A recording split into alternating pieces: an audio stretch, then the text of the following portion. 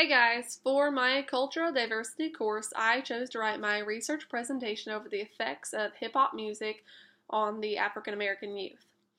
At some point in time throughout our life, I'm sure everyone has heard some type of hip hop or rap music, whether it was coming through the earbuds of our own iPod or blaring from the speakers of someone's car as they are driving down the road. Like everything else, everyone has their own opinion on the topic. Some may only see the positive sides, while others may only see the negative sides. And then you've got people like myself that are kind of in the middle. We can both see the positive and the negatives. So let's go ahead and talk about the positives and negatives. The negative effects have three key points: racism, violence, and masculinity. Critics of hip-hop music would argue at one point in time, hip-hop music was used as a tool by the African Americans to vent their frustrations, but it became yet another way for the white man to exercise power over the African American man, because the music industry is mainly made up of white producers.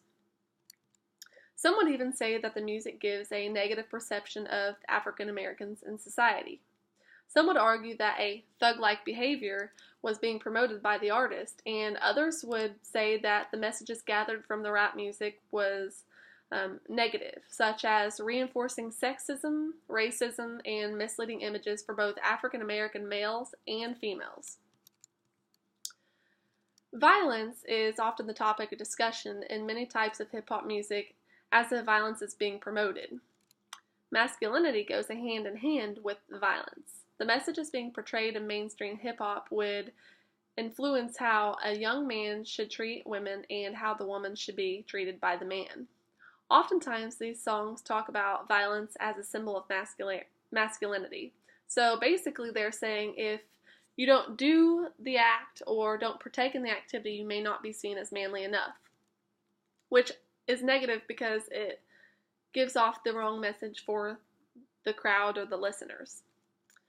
Aside from negative aspects, there are also positives to listening to hip hop music. For example, political advocacy and storytelling. Political advocacy, in the beginning years, hip-hop music was seen as a voice for those who were unable to find a platform in order to speak about important things such as racism and discrimination. And then we have storytelling. Hip-hop music was evolved from the storytelling of African Americans, and it still remains as an important source of personal history for the performers.